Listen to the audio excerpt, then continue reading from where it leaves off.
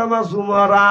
অসিকা মানে হাঁকা, অর্থাৎ ধাক্কা মারতে মারতে বাজান জাহান্নামে নিয়ে যাবে। আমার কথা কি বুঝতেছেন? যদি আপনাদের দেশে বকরি আছে, একটা বকরি এমন একটা জাতি, এমন একটা প্রাণী, ডাইনে যাইতে করলে বামে যায়, বামে করলে ডাইনে যায়, কাতাকুতো করে হাঁটাহুটো করে। সামনে যদি দেখে পানি লেগে গেল, বকরি টানাটানি।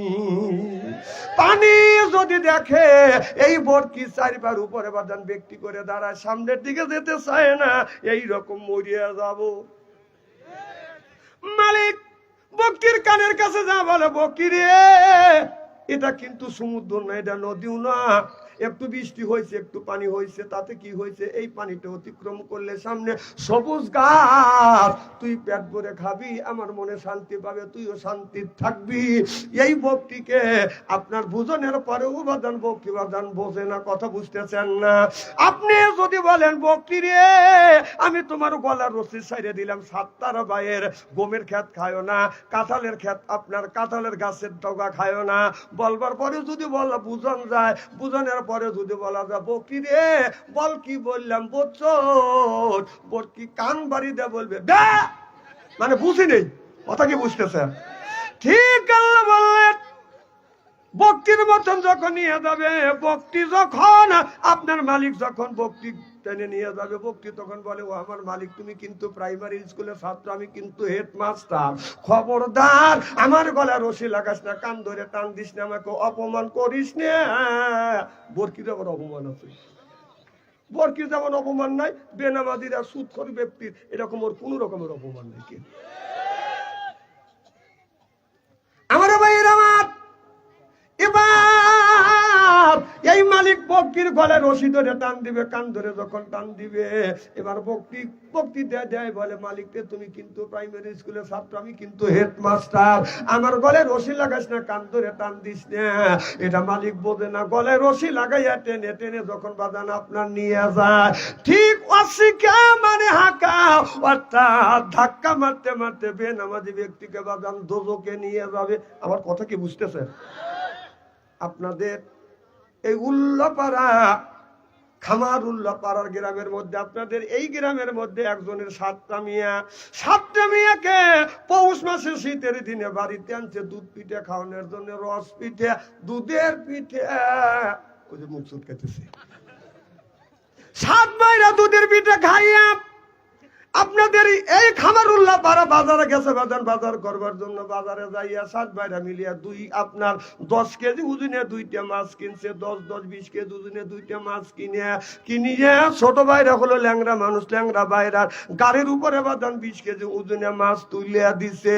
এদিকে মানুষ হলো ল্যাংরা, তারপরে হলো বাজান 20 কেজি ওজনে মাছ। এই ছোট ভাইরা ল্যাংরা মানুষ বাজান বড় 6 ভাইরার সাথে বাজান হাঁটতে পারছে না, পিছ পড়ে গেছে। পিছন থেকে ছোট ভাইরা জুকুর পাড়তে পারতে আসতেছে।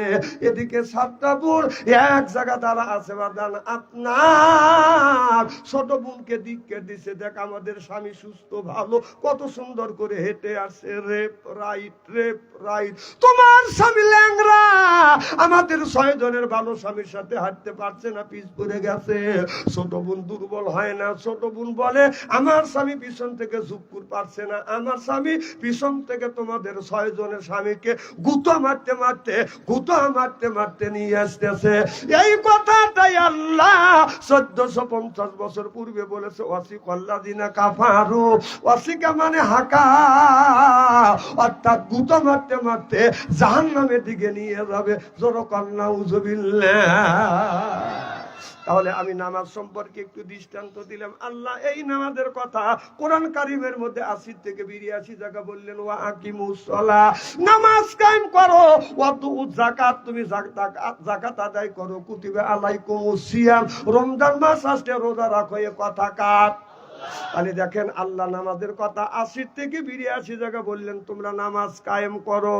আর যাকাত, এদিক তাকান, জাকাতের কথা আল্লাহ, এই জাকাতের কথা আল্লাহ আপনার 30 জায়গা আল্লাহ বলেছে তোমরা জাকাত দাও।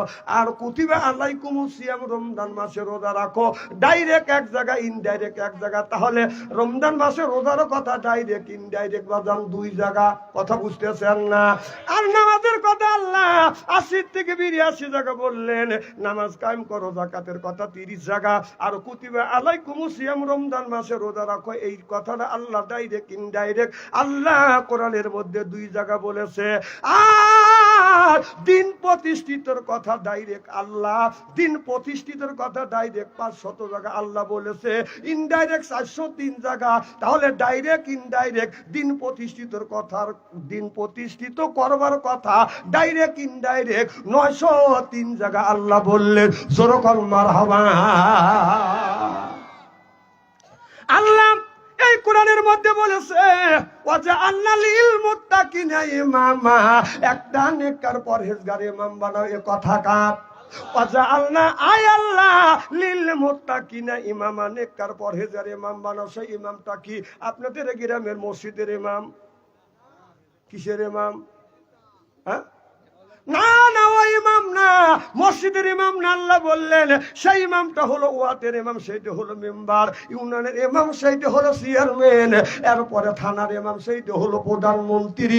আপনার থানার ইমাম এমপি, আর রাষ্ট্র ইমাম এটা হলো, সেটা হলো প্রধানমন্ত্রী। ওয়াজা আল্লাহ লিল মুত্তাকিনা ইমামা, এ কথা কার? তাহলে আল্লাহ বলে একটা নেতা বানাও।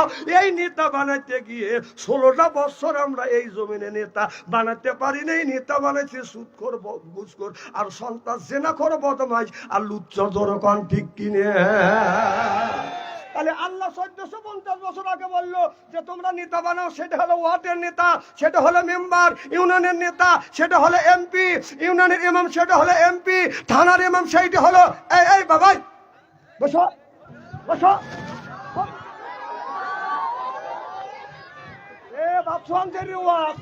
এনে বসা যায়, যাওয়া যায় না।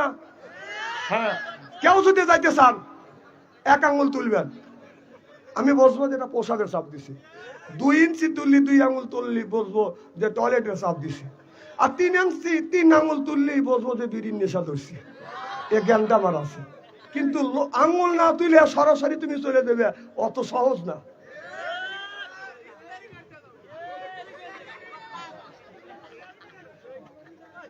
খুব কি খারাপ লাগতেছে নাকি? নারায়ে তাকবীর। তাহলে কি বলতেছিলাম?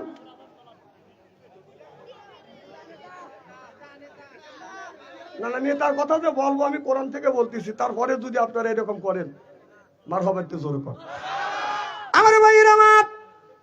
তাহলে আল্লাহ নিজেই বললেন তোমরা নেতা বানাও। সেই নেতা 16টা বছর বাজান বানাইতে পারি নাই। সে নেতা যদি বাজান বানাইতে গেছে, এদিক তাকান, সেই নেতা যদি বানাইতে গেছি বাজান ভোট হবে দিনে, সেটা রাইতেই হয়ে গেছে। আমাদের এলাকার এক মুরব্বী যাচ্ছে, চাচা কই যাও? কয় বাবা ভোট দিয়েছে, জীবনের শেষ। নিজে একটা নেতা বানাই। কম কিভাবে বানাবে? আপনার একা ভোটে কি হবে? কয় বাবা আমি তো সমর্থ করতে পারবো ভালো মানুষকে, অন্তত কিয়ামতের ময়দানে আল্লাহকে বলতে পারবো আল্লাহ আমারটা আমি ঠিক জায়গা দিছি, অন্তত তুমি আমাকে বাঁচাও। সুবহানাল্লাহ, একটু জোরে কর। তাহলে তার মনের এটিসি আর তার মেন্টালিটি দেখি। আর আমাদের মেন্টালিটি কি? 10 টাকা দিলে নিজের ইমান বিক্রি করে দিই। ভোট তো একটা ইমানের অঙ্গ। তো গেছে চাচা ভোট দেওয়ার জন্য, বলতেছে চাচা তোমার ভোট হয়ে গেছে। কয় পাও কি বাবু? ভোট না দিনে হয়? কয় না, এ সরকারের সময় ভোট রাইতেই হয়। কয় পাও কি বাবু? একটা ভোট দিতে আসলাম। কয় বাড়ির যা চাচি আম্মাকে নিষেধ করেন, চাচি আম্মাও জানি আসে না। কয় কে? চাচি আমার ভোট হয়ে গেছে। কয় পাও কি বাবু? তোমার চাচি আম্মা 6 মাস আগে মারা গেছে, আসে ভোট দিয়ে গেলে আমার সাথে দেখা করতে লাগে। এই কয় চাচা চিকুর। আর লোকজন যা জ্বর হয়েছে, কান্না কাটি করলে মানুষ ওখানে যায় না, কথা কয় না। মুরব্বী যা গাদি হয়েছে, আর পুলিশের কাছে বাসি করতেছে। কি হয়েছে বাবা? তোমরা কে? আমরা পুলিশ। না, তোমাদের কাছে বিচার দিলে বিচার পাবো না। কেন? আমরা আইনের লোক, আমরা যদি বিচার না দিই আপনাকে সঠিক বিচার কে দিবে? ঠিক আছে বাবা শোনো, 6 মাস আগে তোমার চাচি আম্মা মারা গেছে, আসে ভোট দিয়ে গেল, আমার সাথে দেখা করলো নাকি? পুলিশ লাখে কাবুললে শরীরে সুমার পায় না, কথা কর। তাহলে যে ভোটের কথা, যে ইলেকশনের কথা, যে নেতার কথা আল্লাহ 1450 বছর আগে নেতা বানানোর কথা বলেছে, 16টা বছর আমরা স্বাধীনভাবে সেই নেতা বানাতে পারিনি। কে? কথা কার? আল্লাহ। আমার ভাইয়ের আমার না আয়াত আমি বানাইলাম না মোল্লা কার কাছে নাযিল হয়েছে? আল্লাহ বললেন, আল্লাহ নবীরে বললেন, আমার হাবিব আমার বন্ধু, আমি আপনাকে দুনিয়ায় সৃষ্টি করেছি কোরআন প্রতিষ্ঠিত করবার জন্য, দিন প্রতিষ্ঠিত করবার জন্য। আল্লাহর নবী যখন যাইয়া কলেমার দাওয়াত দিলেন লা ইলাহা ইল্লাল্লাহ, আমি আমার আল্লাহকে তোমরা মানো, আল্লাহ হলো এক, আল্লাহ হলো মহান, আর আমি মুহাম্মদুর রাসূলুল্লাহ সাল্লাল্লাহু আলাইহি ওয়াসাল্লাম, আমি নবী, আমাকে নবী বলে মানো। সুবহানাল্লাহ বললেন না?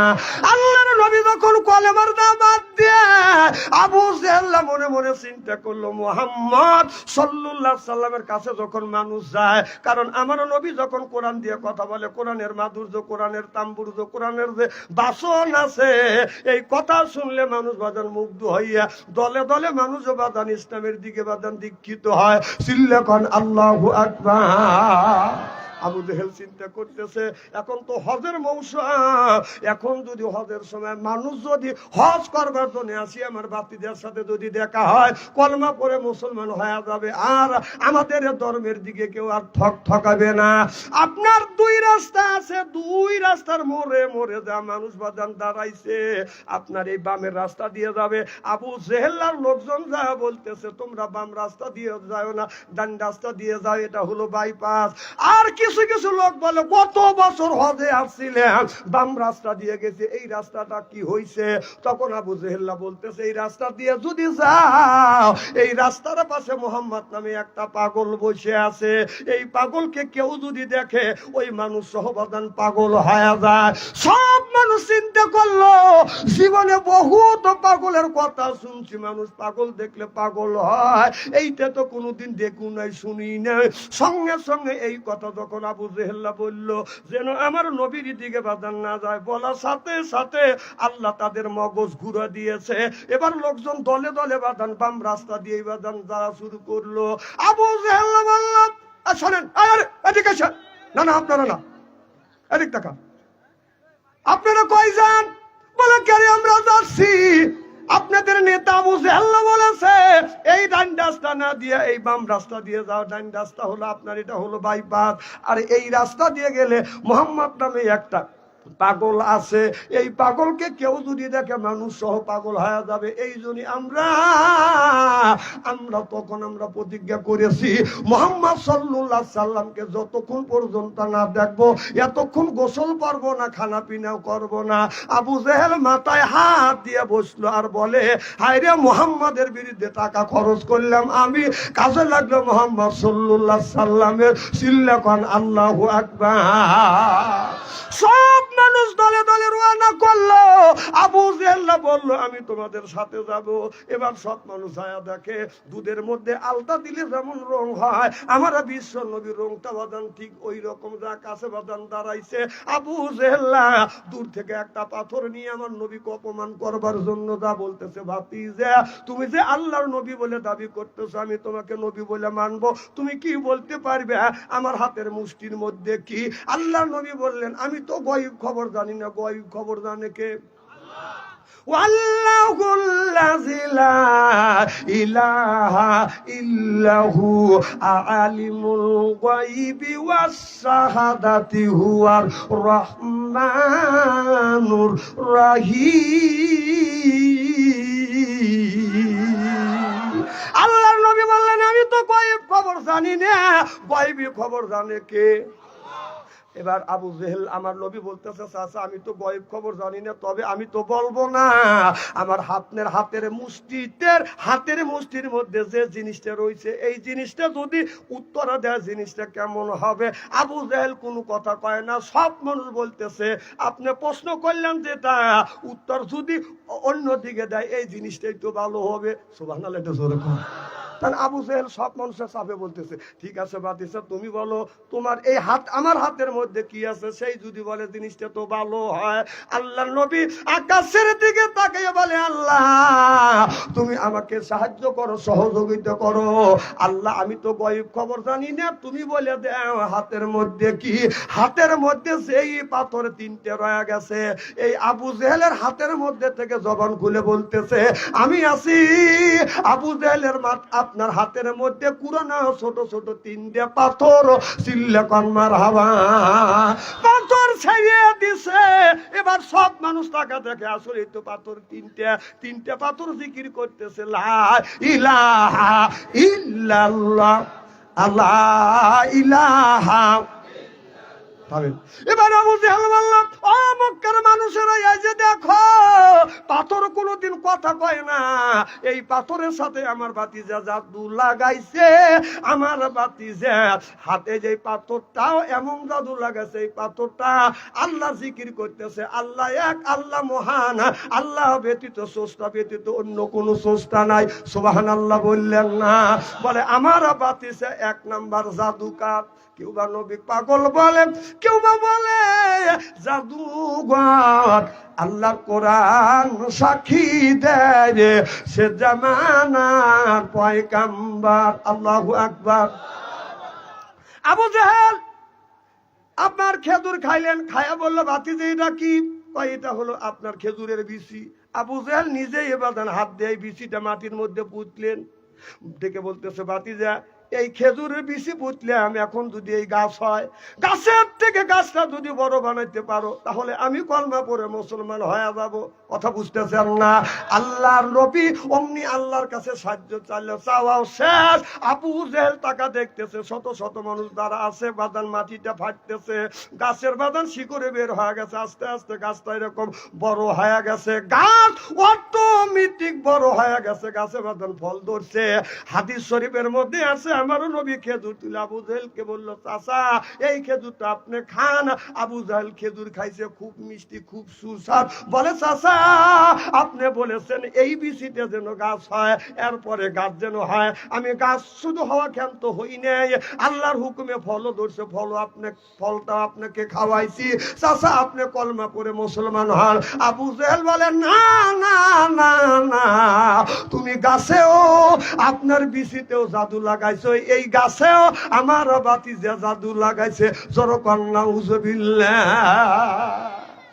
একদিন আবু জেহেল বড়ই খাচ্ছে, আমার নবী যা বলতেছে, চাচা আপনি বড়ই খাচ্ছেন? আবু জেহেল বলতেছে, না বড়ই খাচ্ছি না, পাথর খাচ্ছি। আল্লাহ বললো যে, আবু জেহেল আমার বন্ধু জিজ্ঞেস করলো তুমি বড়ই খাচ্ছ? বললি তো হ্যাঁ চাচা বড়ই খাচ্ছি। আর তুমি বললে পাথর খাচ্ছি। টাকা দেখে যে গাছে যত বড়ই ছিল সব বড়ই পাথর হয়ে গেছে। আবু জেহেলের হাতের মুষ্টির মধ্যে একটা বড়ই ছিল, এখন খাইবেন নিয়ে দেখা যায় বড়ইও পাথর হয়ে গেছে। সুবহানাল্লাহ, একটু জোরে বলেন। আবু জেহেল চিন্তা করলো, মুহাম্মদ সাল্লাল্লাহু আলাইহি সাল্লামকে কোরআন চলতে দেওয়া যাবে না। আমার নবী যেই জায়গায় কোরআনের কথা বলবে, এই কোরআনটা যেই জায়গায় পড়বে ওই জায়গায় হট্ট গন্ডগোল করো, কোরআন চলতে দেওয়া যাবে না, বলতেও দেওয়া যাবে না। লা তাসমাউ লিহাযাল কোরআনি আলগাউ ফি, এই কোরআন চলতেও দেওয়া যাবে না, কোরআনটাকে বলতেও দেওয়া যাবে না। ঠিক 16টা বছর এই বাংলার জমিনে এই কোরআন চলতেও দেয় নাই, বলতেও দেয় নাই। কোরআন বলার জন্য যদি গেছি আমাদের মাহফিল থেকে নামা দিছে, জোরকন কথা ঠিক কিনে? তাহলে আল্লাহ বলল, লা তাসমাউ লিহাযাল কোরআনি ওয়ালগাউ ফি।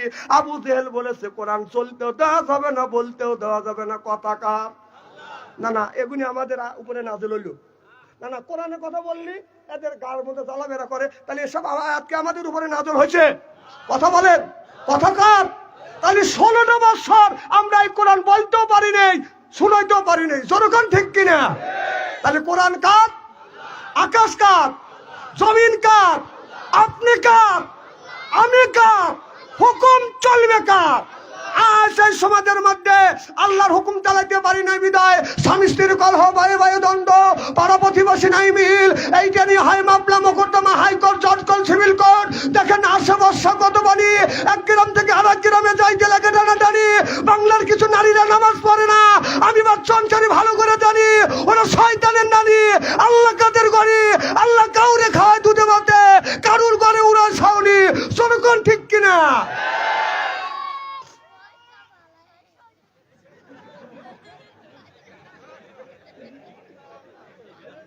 খুব কি খারাপ লাগতেছে?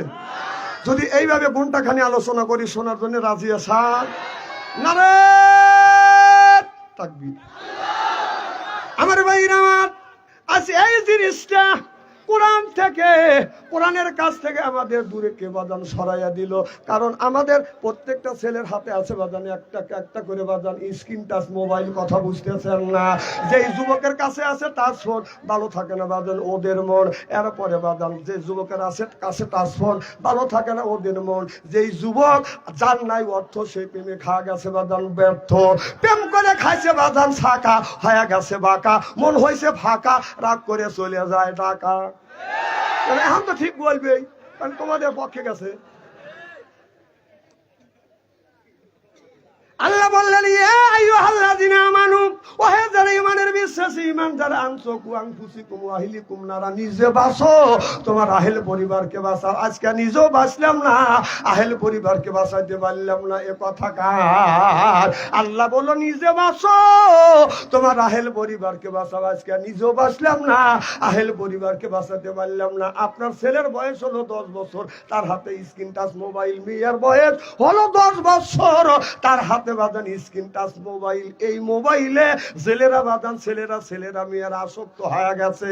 এই বাংলার জমিনে যুবক আর যুবতীদের ধ্বংস করার একমাত্র রাস্তা হলো বাজান যারা মোবাইলে আসক্ত হয়েছে আর যারা নেশায় বাজান আসক্ত হয়েছে। যখন ঠিক কিনে এই নেশা আর মোবাইলে আসক্ত হয়ে বাংলাদেশের যুবক যুবতী নষ্ট হয়ে গেছে। এক একটা যুবক আর যুবতী মোবাইলের মধ্যে প্রেম করতে করতে প্রেমের সেঞ্চুরি করছে। আপনাদের কি গ্রামের নাম কি?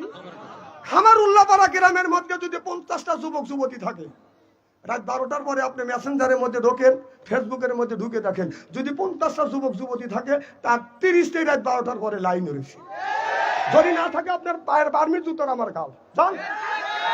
একটা যুবক সেই রাত 12টার থেকে শুরু করে 3টে পর্যন্ত ফেসবুকের মধ্যে এখানে কি দেখে না, এগুলি কি করতেছে? হ্যাঁ না, এগুলি বাপ দাদা বেহেশতে নেওয়ার জন্য চেষ্টা করতেছে। এটা এরকম খোট্টা দেতাম কি কয় যে দোজকে যা, দোজকে যা, দোজকে যা, দোজকে যা। কে যাবে? মা বাবা, মা বাবা, মা বাবা, মা বাবা। কথা কও, কথা কও। কথা কি খারাপ বলতেছি নাকি? 4টে ছেলের হাতে স্ক্রিন টাচ মোবাইল দিছে, 4টে মেয়ের হাতে স্ক্রিন টাচ মোবাইল দিয়ে উনি মসজিদের মধ্যে যা ফাঁক ফাঁক করে ব্যবহার রব্বানা তোর ব্যবহারের 5টা বছর দাম নাই। কথা কর, তোর ছেলে তোর মেয়ে মোবাইলের মধ্যে কি করতেছে? এদের রাস্তা দিয়ে যদি হাঁটা যায় রাত 10টা 9টার সময়, দেখা যায় যে কেউ নাই, নিরিবিলি জায়গা, একটা যুবক বসে এরকম করে মোবাইল দেখতেছে একা একা। ও কি দেখতেছে? হ্যাঁ কি করতেছে? আরে ও মরা কবাই মুসা দেয় বসে চিন্তা করতেছে আমার বাপ দাদা 14 গোষ্ঠী মারা গেছে, কবরের মধ্যে শুয়ে আছে, ফেরেশতারা দেখি কিরকম করে গুতইতেছে। গুতইনে ছাড়াইবে না গুতো খাওয়াচ্ছে? 4টে ছেলের হাতে 4টে ছেলের হাতে স্ক্রিন টাচ মোবাইল দিয়ে তুই ফ্যাক ফ্যাক করে ব্যবহার, তোর ব্যবহারের 5 পয়সার দাম নাই। তোর 4টে ছেলের হাতে মোবাইল দিয়ে তুই মসজিদে আগারে কাতারে ফ্যাক ফ্যাক করে তোর সুপ 5 বছরের দরকার। কথা কোন? তোর ছেলে কি করতেছে দেখিস না? মোবাইলে আসক্ত হয়ে 20 বছর বয়স, আজ 1 বছর ধরে তোর ছেলে ফজরের নামাজ পড়ে না। তুমি বাবা একটা কথা বলো না, নিষেধ করো না যে বাবা তুমি মোবাইলে আসক্ত হয়ে তুমি মসজিদে নামাজ পড়া বাদ দিলে মসজিদে যাচ্ছ না? হ্যাঁ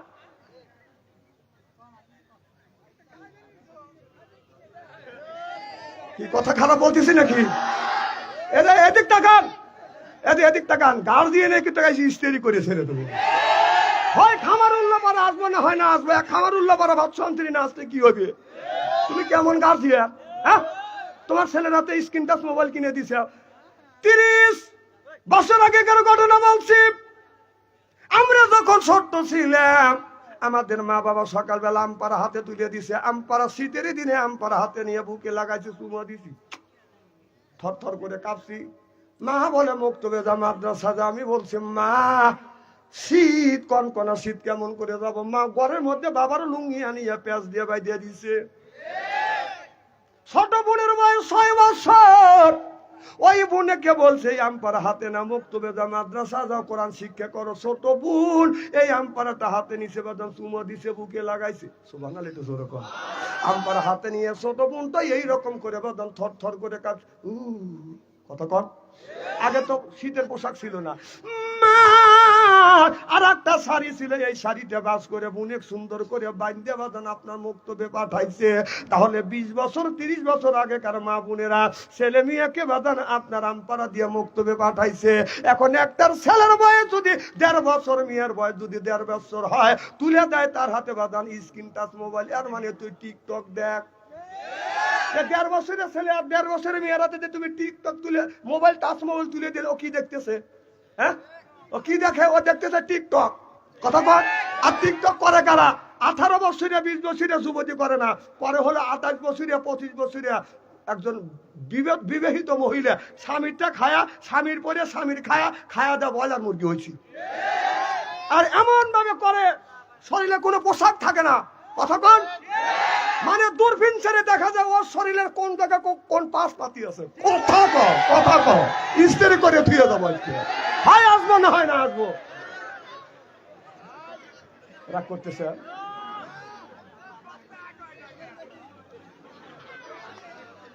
এদিক দেখান, এদিকে ভাই, এদিক দেখান। এই যে এ শোনেন, দুজন তাফসির করা বাদ দেন, এখন ওয়াজ শোনেন, তাফসির কাল করবেন। আমাদের দেশে নিয়ম আছে যে আজকে হবে ওয়াজ, তাফসির হয় স্টলে। স্টলে বসে বাম হাত দিয়ে সিগারেট খায়, ডান হাত দিয়ে আপনার সিগারেট খায়, বাম হাত দিয়ে চা খায়, ডান হাত দিয়ে সিগারেট আনতে বলে। আরে কত হুজুর দেখলাম রে! না কয়টা হুজুর দেখছে আর কয়টা জন্মাইছে?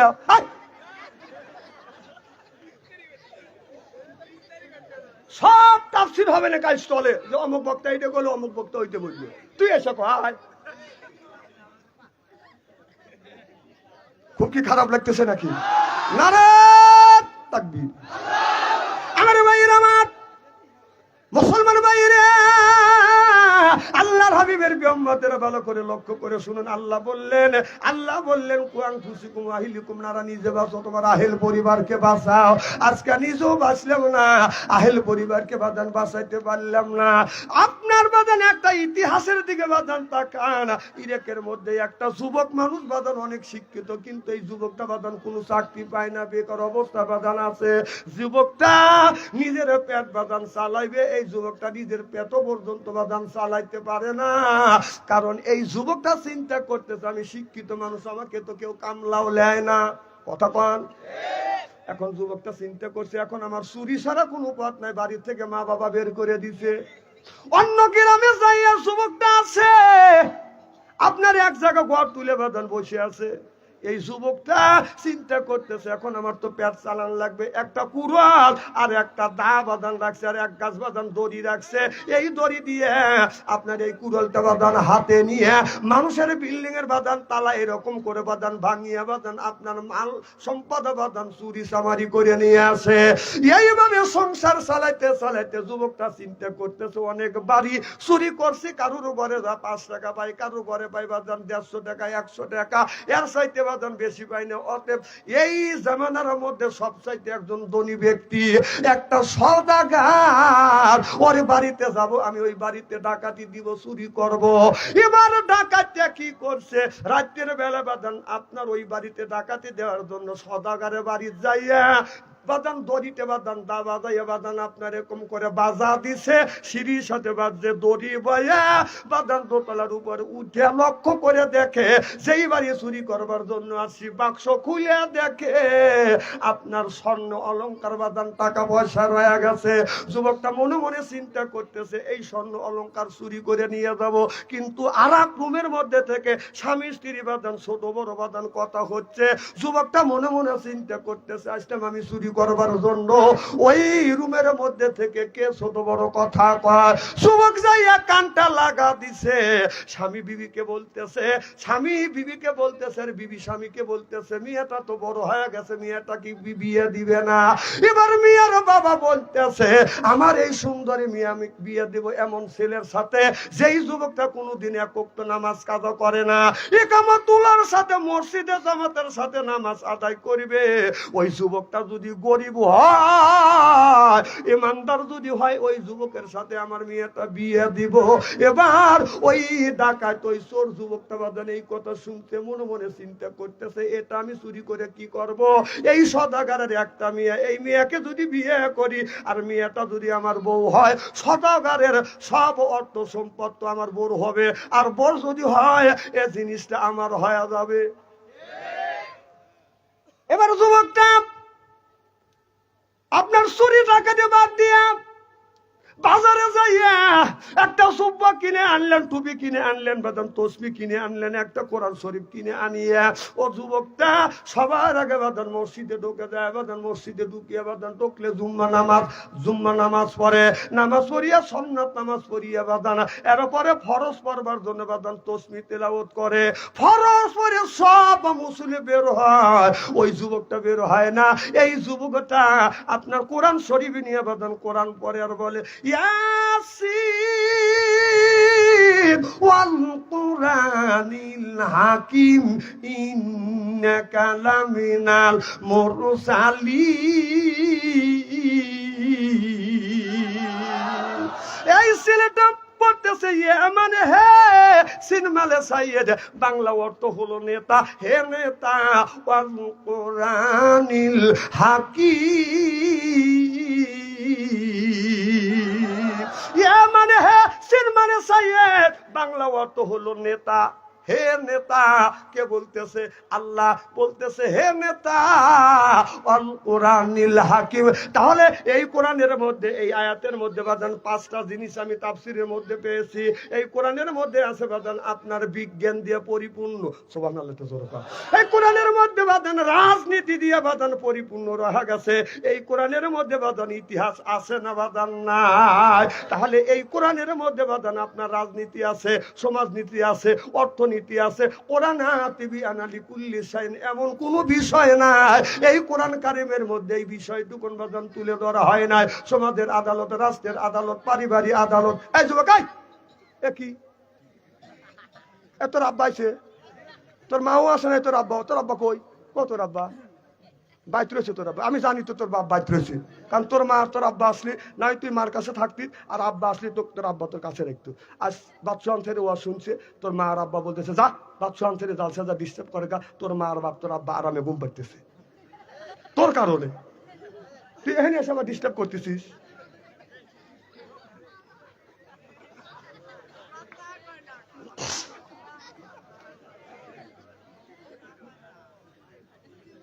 বাবা কথা বলো না, এ বাবা কথা বলো না। আপনার ঠিক আছেন তো ইনশাল্লাহ? খুব কি খারাপ লাগতেছে? ওয়াজ ঘুরাবো? আমার ভাইয়ের আমার ভালো করে লক্ষ্য করে শুনুন। এই ছেলেটা এই কোরআনটা পড়তেছে, অর্থবাদন বুঝতেছে, চোখের পানি ফেলে ফেলে কাঁদতেছে। আল্লাহ আমি যে কাজগুলি করছি এটা তো অন্যায় কাজ। সুবহানাল্লাহ এটা জোরে কর। কোরআন যত পড়বে তত মানুষ বুঝবে, বিজ্ঞান যত অগ্রসর হবে কোরআন তত আগা যাবে। সুবহানাল্লাহ এটা জোরে কর। এই জন্য কোরআন শরীফ বেশি বেশি করে পড়বেন, গবেষণা করবেন, রিসার্চ করবেন। কোরআন তো নতুনত্ব জিনিস, পুরাতন না। কোরআন যত পড়বেন ততই নতুন কিছু পাবেন। সুবহানাল্লাহ কর।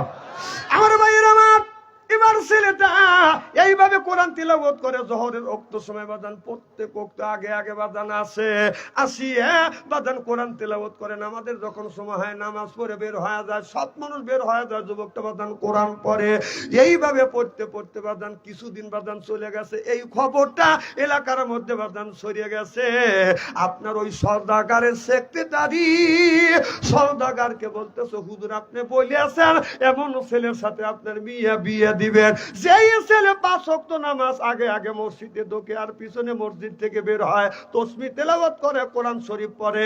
এই ছেলেটা যদি গরিব হয় তার সাথে আপনার মেয়েটা আপনি বিয়ে দিবেন। হুজুর এমন একটা ছেলে আমি খুঁজেছি পাইনি, এই ছেলেটা আজ 1টা বছর হয়ে গেছে, এই ছেলেটা আমি পেয়ে গেছি। বলে কোন ছেলে? কয় আমাদের গ্রামের উত্তরপাড়া মসজিদ আছে, ওই মসজিদে একটা মুক্তাদি আছে। এবার আমার সওদাগর বলল সেক্রেটারি ওই যুবকটাকে ডেকে আমার বাসায় নিয়ে আসো। এবার যুবকটাকে ডেকে নিয়ে গেলেন, আমাদের সওদাগর ডাকছে। এবার যুবকটা যাইয়ে বাদান, মাথায় হলো টুপি, গায়ে হলো জুব্বা, হাতে আছে বাদান তসবিহ। যুবকটা যাইয়া সালাম দিয়েছে, আসসালামু আলাইকুম হুজুর, আমার সালাম আলাইকুম। এবার লোকটা উত্তর দিল, ওয়ালাইকুম আসসালাম রাহমাতুল্লাহি বারাকাতুহু। আমার ভাইরা আমার এবার বলতেছে, বাবা তোমার মা আছে? কয় মা নাই। বাবা আছে? বাবা নাই। আপনার কেউ নাই? বাবা তুমি কোথায় থাকো? কয় অমুক জায়গা বসবাস করি। বেটা তুমি 5 ওয়াক্ত নামাজ পড়ো, আমি নিয়ত করেছি, মনস্থ করেছি, আমার একমাত্র মিয়া তোমার সাথে বিয়ে দিয়ে বিয়ে আমি দিতে চাই। এবার যুবকটা বলো, হুজুর আমি আপনার মেয়েকে বিয়ে করব না। কেন তুমি বিয়ে করবে না? বলেন না না আমি তোমাকে তোমার মেয়েটাকে বিয়ে করব না। কেন করবে না? বলো হুজুর আমার কথা শুনলে আপনি আমাকে ঘৃণা করবেন। বলে বাবা কি হয়েছে? কয় অতীতের কথা শুনলে আপনি ঘৃণা করবেন। আপনি মেয়ে তো বিয়ে দেওয়ার দূরের কথা আমাকে তাড়িয়ে দিবেন, হয়তো আমাকে জেলে ঢুকাইবেন, না হয় আপনি ফাঁসির কাছে আমাকে ঝুলাইবেন। বলে বাবা কি হয়েছে তুমি বলো। কয় না না এই কথাটা বলা আমার পক্ষে সম্ভব না। এবারে এই বলে ছেলেটা বাদান চলে যাচ্ছে। এই মেয়েটাই কথা শুনিয়া মেয়েটা বোরখা পড়ছে, মুখ ডাকছে, হাতে বোরখা, পায়ে বোরখা লাগাই মেয়েটা যুবকের সামনে যা সালাম দিছে, আসসালামু আলাইকুম। ও যুবক আমার সালাম লাও। যুবক সালামের জবাব দিলেন। এবার মেয়েটা বলতেছে, আপনি কই আসছিলেন আর কই যাচ্ছেন? বলে এই যে সওদাগর আমাকে ডেকে আনছে তার মেয়েকে আমার সাথে বিয়ে দেওয়ার জন্য। তবে সওদাগর আপনার সাথে মেয়ে বিয়ে দেবে, এটা তো আপনার পরম সৌভাগ্য। আপনি কেন এই মেয়েটাকে বিয়ে করবেন না? সওদাগরের মেয়ে তো আল্লাহওয়ালা একটা মেয়ে, মেয়ে তো দেখতে সুন্দর কম না। সুবহানাল্লাহ, একটু জোরে কর। যুবক বিয়ে করবে না, থুইয়া চলে যাবে। আর আমাদের দেশের যুবকেরা দেখেন, আপনি আমাদের দেশের যুবকেরা বাদান কি করে, রাস্তা দিয়ে একটা মেয়ে বাদান যাইতে পারে না, ওই মেয়েটার কাছে যা বলে মোবাইল নাম্বার দাও। কি করবি তুই মোবাইল নাম্বার দিয়া? আমি হাইটে যাচ্ছি, বলতেছে এমতো বলতেছে মোবাইল নাম্বার দাও, মোবাইল নাম্বার দাও। আমি ধমক, এই তুই মোবাইল নাম্বার দিয়ে কি করবি? ও দৌড় সরেছে ওই দিক। আহা, মোবাইলের মধ্যে সে কাজগুলি হচ্ছে মানুষকে জাহান্নামে নেওয়ার জন্য। এই মোবাইল মানুষের ভালো কাজে ব্যবহার করলে জান্নাতে যাবে, আর যদি খারাপ কাজে ব্যবহার করে জাহান্নামে যাওয়ার জন্য এই মোবাইলটাই যথেষ্ট। যে কাজগুলি মোবাইলের মধ্যে হচ্ছে, আহা হা, সি সি সি। তাহলে আল্লাহ বললো নিজে বাঁচো, তোমার আহেল পরিবারকে বাঁচাও। আজকে নিজেও বাঁচলাম না, আহেল পরিবারকে বাঁচাইতে পারলাম না। এক একটা ছেলের হাতে টাচ মোবাইল দিয়ে এই ছেলেটা পেপিরিতির জ্বালা, মোবাইলের মেলা, এখন আর চিঠি লেখা লাগে না। ছেলে সারা রাত জাগিয়া ফোনে কথা বলিয়া লেখা পড়াইয়া ছেলের ভালো লাগে না। হায় হায় লেখা পড়াই আমি আর ভালো লাগে না। মোবাইল ফোন আসিল কি দোলা লাগিল, ফজরের ঘুম তো পড়লার বাংলো না। পেটে বাদ যাই থাক পরনে নাই থাক, মোবাইল ছাড়া পোলার চলে না। হায় হায় মোবাইল ছাড়া ছেলের চলে না। মোবাইল ফোন আসিল কি দোলা লাগিল, ফজরের ঘুম তো পড়লার বাংলো না। চিল্লে বলুন ঠিক কিনে? নবী বলেছে ইয়ার ফলের বিদ্যে উঠে যাবে ইয়কসুরুল জাহিল, জাহিলিত বর্ষিত হবে। সেই অবস্থা আজ সোনার বাংলার জমিনে হচ্ছে। চিল্লা কোন ঠিক কিনে? শোনেন, বাংলাদেশের আল্লাহ রাসূলের জাতীয় সংসদ ছিল। জাতীয় সংসদ কোনটা ছিল? হ্যাঁ, কোন মসজিদ? মসজিদে নববী। সুবহানাল্লাহ, জোরে কর। আর আমাদের জাতীয় সংসদ হচ্ছে আমাদের মসজিদটা হলো আপনার জাতীয় সংসদ। আচ্ছা, আপনাদের গ্রামের মধ্যে যে মসজিদ আছে, এই মসজিদে যদি মমতাজ আসে যদি আপনার উল্টো পাল্টা গান গায়, আপনারা কি মমতাকে ঢুকতে দিবেন? মরিয়া যাবেন তা মমতাকে ঢুকতে দিবেন? বাংলাদেশের সবচেয়ে বড় মসজিদ হলো জাতীয় সংসদ। সেই সংসদ ভবনে মমতাজের মতন একটা নর্তকী দিয়ে ড্যান্স দিয়ে গান গাইছে, নেতা নেত্রীরা হাততালি বাজছে। কত কর নাকে? বাংলাদেশের 20 কোটি মানুষের রিজিক যেই জায়গা থেকে বন্টন হয় সেই জায়গাটা আপনারা অপবিত্র করছে মমতাজের মতো একটা নর্তকিক দিয়ে। এই মমতাজ এত সতী মমতাজ, ওকে যদি আগুনের বাধার মধ্যে দেওয়া যায় শাড়ি কাপড় পরাইয়া, ওর শরীর তো পরা দূরের কথা, আপনার শরীরের যে পোশাক থাকবে এই পোশাকও পরবে না, কারণ 11টা বিয়ে করছি। এই দেশটা হাতে উলিয়া বানাইছে, হ্যাঁ আমার বুহু মোতাজ কোথায় পালাইছে, আমার বুবু মোতাজ কোথায় পালাইছে, উল্টা পাল্টা নাচ দেখাইয়া সংসার নষ্ট কইরাছে, আমার বুবু মোতাজ কোথায় পালাইছে, কোথায় রলেন কাদের কাকা কামরুল ইসলাম হাসান দাদা, কোথায় রলেন কাদের কাকা কামরুল ইসলাম হাসান দাদা, আবু সাইদের রক্ত নিয়া হুলি খেলেছে, ওই যে ছাত্রদের রক্ত নিয়া হুলি খেলেছে, আমার বুবু মোতাজ কোথায় পালাইছে,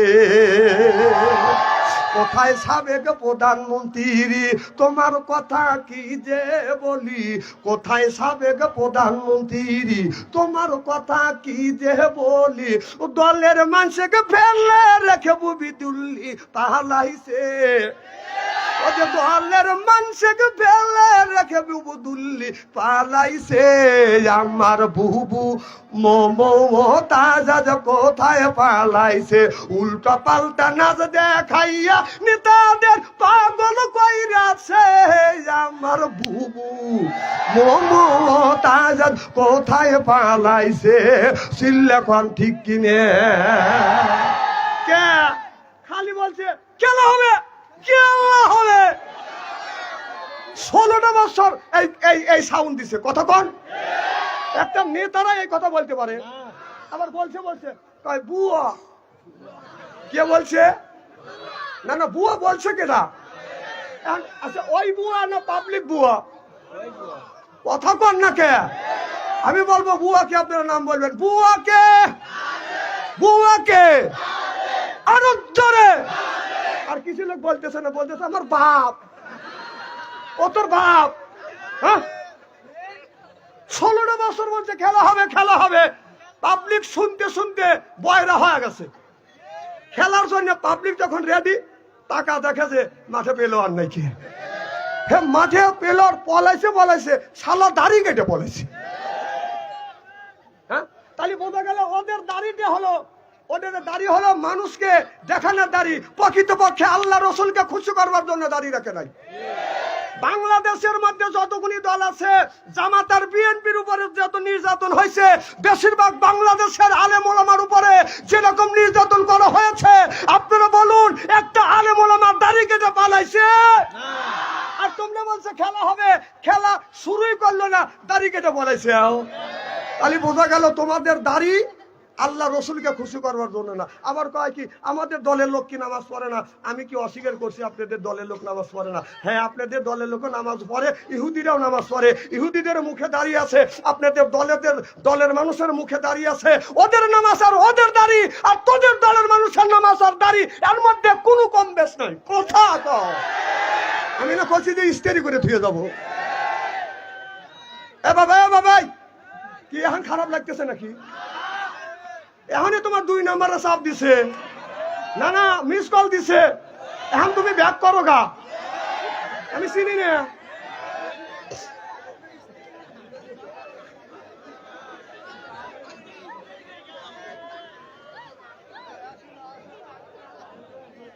এ বাবা এদিক তাকান, আসলে আমি হাসির উদ্দেশ্য কথা বলছি, আমি তো বিধিয়া দিচ্ছি, হাসেন গেল লজ্জা করা উচিত,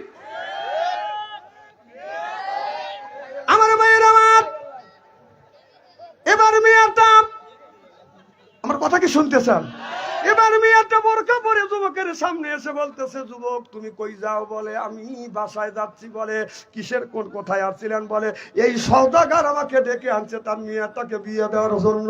বলে কেন তুমি তার মেয়েটাকে বিয়ে করলে না? মেয়েটা তো সুন্দর কম না, আল্লাহওয়ালা কম না, মেয়েটা তো 5 ওয়াক্ত নামাজ পড়ে, রাস্তা দিয়ে হাইটে গেলে এই মেয়েরা চেহারা বাদান কেউ কোনোদিন বাদান দেখে নাই। ও যুবক কেন চলে যাও? এবার যুবক বলতেছে, আমার যে আসল পরিচয়ের কথা যদি আমি সওদাগরের কাছে বলি, এই সওদাগর তার মেয়েকে আমার সাথে বিয়ে দিবে না, বরং উল্টো তা করবে, আমাকে জেলের মধ্যে ঢুকবে। কারণ তার রাষ্ট্রের মধ্যে আমি, তার দেশের মধ্যে, তার প্রদেশের মধ্যে আমি যত ক্ষতি করছি, যত অন্যায় করছি, হয়তো জেলে ঢুকবে, না হয় ফাঁসি দিয়ে জীবন থেকে আমার জীবন নিলে শেষ করে দিবে। আর যদি ফাঁসি দিয়ে যদি মেরে ফেলে, আমি যদি মরিয়া যাই, এই জমিনে আমি আর আল্লাহর জমিনে আমি বেশি ইবাদত করতে পারবো না। ওই জন্য মানুষ আপনার ইবাদত করবার সময় বলতে হবে, আল্লাহ বেশি বেশি করে হায়াত দাও, এই জমিনে যেন বেশি বেশি করে তোমার ইবাদত বন্দিগি করতে পারি। আমাদের দেশের অনেক মা বোনেরা একটা কথা বলে, আল্লাহ গ্রামের এত মানুষের চোখে দেখো, আমার কি চোখে দেখো না? না না মা বোনের আপনার এই ধরনের কথা বলেন কেন? হ্যাঁ, এগুলি তো পাপ, এ বলা নিষেধ। বরং বলবেন আল্লাহ বেশি বেশি হায়াত দাও, বেশি বেশি করে তোমার জমিনে ইবাদত করবো। সুবহানাল্লাহ। একটু বলবো, একজনের প্যারালাইসিস স্বামী, মেয়েদের তো কাজ বাজে হলো সন্ধ্যের সময়, হাস করে পাক পাক, মুরগি করে ক্যাক ক্যাক, ছেলে কাজ পায়খানা করবো, রুগীকে আমার কাছে আসো। মেয়েটা বিরক্ত হয়ে বলতেছে, আল্লাহ তোমার আসাইলকে আমার চোখে দেখে না। এই কয়ে মেয়েটা এসার নামাজ পড়ে শুয়ে পড়ছে। একটা কিছু কিছু গরু আছে, যতই গলা টাইট করে বাঁধা যায়, গলা দিয়ে রশি বের করে একটা ডেকসি আছে, ডেকের মধ্যে খোল বিশি বুঝে রয়েছে, ও মুখ ঢুকো দিয়ে খোল বুঝে খাইছে, সিংহে গেছে ঢুকে, ডেকটা মাথার উপরে উঠে ঢক ঢক, মানে বাড়ি দেয় সিংহে সিংহে বাড়ি ঢক ঢক ঢক ঢক করে ওঠে। গরু দেখে না, চোখে ঘরের মধ্যে ঢুকে পড়ছি। এদিকে ডিম লাইট জ্বলতেছে, চিন্তা করে কে গড় না বোলাট, চিন্তা করে, ও আল্লাহ আমি না মাগরিবের সময় করছিলাম তোমার আজরাইল কি চোখে দেখা নেই না, আজরাইল এসে উঠছি। তখন মেয়েটা বলতেছে, বাবা আজরাইল মুখ দিয়ে যত ফাটর ফুটুরি করি, রুগী কিন্তু আমি না, রুগী হলো খাটের উপরে। আজরাইল সামনে আসলে আর কেউ কোনোদিন কয় না আমাকে নিয়ে যাও। আমার ভাইয়ের, আমার মুসলমান ভাইয়েরা ভালো করে লক্ষ্য করে শুনুন, ভালো করে লক্ষ্য করে শুনুন। এবার মেয়েটা বলতেছো তুমি আমার কাছে বলো। বলে আমি যদি তোমার কাছে এই কথাটা বলি তাহলে আমার অসুবিধা হবে। বলে যুবক তুমি কি মৃত্যু দেখে ভয় পাও? বলে না আমি মৃত্যু দেখে ভয় পাই না। তোমার ভিতরে যদি ঈমান থাকে আর যদি মৃত্যু দেখে ভয় পাও তাহলে তুমি যাও না। আর যদি মৃত্যু দেখে ভয় যদি না পাও তাহলে তুমি আমার বাবার কাছে যাও। অবাদন যারা মৃত্যু দেখে ভয় পায় তারা জিহাদের ময়দানে যায় না, আর যারা মৃত্যু দেখে ভয় পায় না গুলির সামনে বুক পেতে দিছে, জীবন দিয়ে দিব কিন্তু আল্লাহর কোরআন জমিনে প্রতিষ্ঠিত করে ছাড়বো। চিল্লা কোন ঠিক কিনে? এবার যুবকটা মেয়েটা সত্য করে নিয়ে গেল। মেয়েটা বলতেছে যুবক আমার কাছে বলো। বলে যুবতী আমি এক সময় চোর ছিলাম, এলাকায় চুরি করতাম, কারণ আমি একজন শিক্ষিত ছেলে, আমি চাকরি বাকরি যখন পাই না তখন আমি কি করবো, আমি তো কামলাও বিক্রি করতে পারি না, এটা চোখে আমার লজ্জা লাগে। আমার মাথার মধ্যে কি যেন শয়তান ভর করেছিল, শয়তান আমাকে ধোকা দিয়েছিল তুমি চুরি করো।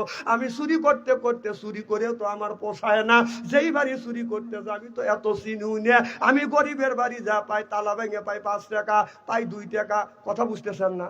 ধনিক কি চেনে? যখন ধীরে ধীরে কয় আমার অভিজ্ঞ যখন হয়েছে, ওই দিন তোমার বাবার বাড়িতে এসে চুরি করবে। আমি তোমার বাবার বাড়ি আসছি, সিন্ধুকও ভাঙছি, অনেক গহনা আছে এটাও দেখছি, টাকাও দেখছি। আমি চিন্তা করছি এই টাকা গুনি আমি নিয়ে যাব, গহনা গুনে নিয়ে যাব। কিন্তু অন্য রুমে তোমার মা আর তোমার আব্বা কথা বলতেছে, এইটা আমার কানে গেছে। তোমার মা বলতেছে মেয়ে বড় হয়ে গেছে, বিয়ে দিতে হবে না। আর তোমার আব্বা বলছে বিয়ে দেবো, এমন ছেলের সাথে বিয়ে দিব যেই ছেলেটা 5 ওয়াক্ত নামাজ পড়ে, মিথ্যা কথা বলে না, মসজিদে আগে যায় আর পিছনে বের হয়, কোরআন তেলাওয়াত করে। এই যুবক যদি গরিব হয় তার সাথে আমি বিয়ে দেবো। ও গো যুবতী, আল্লাহর কসম করে বলছিলেন করেছিলাম, আল্লাহর কসম করে বলতেছি, ওই দিন আমি প্রতিজ্ঞা করেছিলাম তোমার মতো মেয়েকে যদি বিয়ে করি তাহলে তোমার জামাই হব আমি, আর এই তোমার বাবার অর্থ সম্পত্তির মালিক হবে তুমি, আর তুমি যদি মালিক হও সম্পত্তি আমার হয়ে যাবে। এই লোভে আমি মসজিদে এসে নামাজ পড়ছি, আগে আগে 5 ওয়াক্ত নামাজ পড়ছি, কোরআন তেলাওয়াত করছি, আর কোরআন তেলাওয়াত করতে করতে কোরআনের অর্থ সহ আমি পড়ছি। কোরআনের মধ্যে আল্লাহ, আপনার জ্ঞানের কথা, কোরআনের মধ্যে আল্লাহ বলছে কিনা, আর রহমান আল্লামাল কোরআন খলাকাল ইনসানা আল্লামাহুল বায়ান। শব্দের ব্যাখ্যা আমি 7টা পাইছি। বান শব্দের ব্যাখ্যা হলো জ্ঞান, বান শব্দের অর্থ হলো বাদান বিবেচনা, বান শব্দের অর্থ হলো চেতনা, বান শব্দের অর্থ হলো বাদান মেঘা, বান শব্দের অর্থ হলো বাদান প্রজ্ঞা, বান শব্দের অর্থ হলো বাদান বুদ্ধি, বান শব্দের অর্থ হলো বাদান কথা আর ভাষা। আল্লামাহুল বায়ান। এই বায়ান দিয়ে এই জ্ঞান, আল্লাহ যে জ্ঞানটা দিয়েছে এই জ্ঞানটা আমি খাটাইলাম, আমি চিন্তা করলাম আমি যেই কাজগুলি করছি এটা হলো জাহান্নামের রাস্তা, এটা জান্নাতের রাস্তা না। কারণ মানুষের হক যদি নষ্ট করি কিয়ামতের ময়দানে আল্লাহ বলেছে বান্দা আমার হক নষ্ট করছে আমি আল্লাহ মাপ দিব। হাক্কুল্লাহ হাক্কুল ইবাদাত, একটা হলো আল্লাহর হক আর একটা হলো বান্দার হক। আল্লাহ বলবে বান্দারে আমার হক আদায় করো নাই, নামাজ পড়ো নাই, মাফ করে দিতে পারি, হজ করো নাই, মাফ করে দিতে পারি, যাকাত দাও নাই, মাফ করে দিতে পারি, কিন্তু বান্দা হইয়া আমার বান্দার হক আদায় করো না, আমি আল্লাহ বান্দার হক নষ্ট করলে আমি আল্লাহ মাফ দিব না। আল্লাহর নবীকে কিয়ামতের ময়দানে আল্লাহ বলবে আফামা হাক্কা আলাই কলেমাতুল আযাব, হে নবী আপনি কি পারবেন এই লোকটাকে জাহান্নামের হাত থেকে জাহান্নামের হাত থেকে বাঁচাইয়া জান্নাতে নিতে? আফা আনতা তুনফিজুল মান ফিন্নার। আল্লাহ নবী বলবেন এই লোকটা দুনিয়ায় ঋণ করবে আর মানুষের হক নষ্ট করবে, এই লোকটাকে জান্নাতে নেওয়ার সাফায়াত করার ক্ষমতা আমার নাই, অত দরকার আমি নবী আমি নিব না। সিল্লাকান আল্লাহু আকবার। 3 পয়সা পরিমাণ কেউ যদি ঋণ করে মারা যায় কিয়ামতের ময়দানে 700 রাকাত নামাজের সওয়াব দিতে হবে। আমার কথা কি বুঝতেছেন? কয় টাকা পরিমাণ? কয় পয়সা? 3 পয়সা। তাহলে 3 পয়সা পরিমাণ যদি কোনো ব্যক্তি ঋণ করে মারা যায় কিয়ামতের ময়দানে 700 রাকাত নামাজের সওয়াব দিতে হবে। তাহলে যে দরবেশ বাবা যে কোটি কোটি টাকা জনগণের মারলো ও কয় রাকাত নামাজ পড়ছে? কোন এই যে বাবা বুঝি না না না, এত বড় যে দাড়ি রাখছে ও দাড়ি তো ইবলিস শয়তানেরও আছিল। কথা কও না খেয়া, তুমি যে এত বড় বড় দাড়ি রাখছো এই দাড়ি ছাগলের বাঁধারও আছে। আমার ভয় লাগে, ছাগলেরও দাড়ি আছে আমাদেরও দাড়ি আছে, ব্যাপার কি? তাহলে ছাগলের দাড়ি আছে আমাদের দাড়ি আছে, এই দাড়ি রেখে মানুষ কানতে কানতে তো চোখে যাবে। ছাগল জান্নাতে যাবে আর তুমি কোনে যাবে? উনি ছাগল দেওয়ার লেগে উঠে পড়ে লাগছে, তুমি কি করবে? কবরের গুতনি তো খাও নাই। আমার ভাইয়ের আমার ভালো করে লক্ষ্য করে শুনুন, আল্লাহর নবীর জামানায় আল্লাহর নবী যখন বললেন আকিমুস সালাহ, নামাজের পরে যাকাতের কথা বললেন কে? সুবহানাল্লাহ। একটু জোরে কোন আকিমুস সালাহ, অত যাকাত আদায় করে। আল্লাহর নবী যখন যাকাতের ঘোষণা দিল, যখন আবু বকর সিদ্দিক রাদিয়াল্লাহু তাআলা আনহু বাদান কালেক্ট করতেছে, এমন সময় আল্লাহর নবী যাকাতের কথা যখন বলল, আল্লাহ বলছে যাকাত দিতে হবে। ওই জামানার মধ্যে একজন ইহুদি এসে বলতেছে আবু বকর তোমার আল্লাহ ফকির আর তোমার নবীও ফকির। যেই এই কথা ইহুদি যখন বলছে আবু বকর আর কলিজায় মানে নাই, চিন্তা করছে আল্লাহকে তুই ফকির বললি আর আমার নবীকেও তুমি ফকির বললে। এবার ইহুদি এই কথা বলার সাথে সাথে আবু বকর সহ্য করতে পারে নাই। আল্লাহর বান্দা আবু বকর বলতেছে আল্লাহ তোমাকে ফকির বলছে, আমি সহ্য করতে পারবো না। ওইভাবে বাদান হাতটা টান করিয়ে একটা থাপ্পড় মারছে, বাদান ইহুদি শীত হয়ে পড়ে গেছে, আর জ্ঞান নাই। সুবহানাল্লাহ। একটু জোরে কর। আবু বকর চিন্তা করছে, নিয়ত করছে 2টা দেবো, ওই একটাতেই তো শেষ। এরবারে আর একটা দেয় নাই। ইহুদি আস্তে আস্তে করে উঠেছে, আমার নবীর আদালতে মামলা দায়ের করতেছে, ইয়া রাসূলুল্লাহ, ইয়া হাবিবাল্লাহ, আপনার আবু বকর সিদ্দিক আমাকে থাপ্পড় মারছে, ও নবীজি আমি আপনার আদালতে মামলা দায়ের করলাম, আপনি নিজ বিচার করিয়ে দেন। এবার আমার নবী বলতেছে, ইহুদি মামলা আমি নিব ঠিক, কিন্তু থাপড়া থাপড়ি কাম তো আবু বকরের না, এই কাম হলো ওমরের। আমার মনে হয় তুমি ভুল বলতেছো, থাপ্পড় দিছে ওমর আর মামলা করতেছো আপনার আবু বকরের নামে।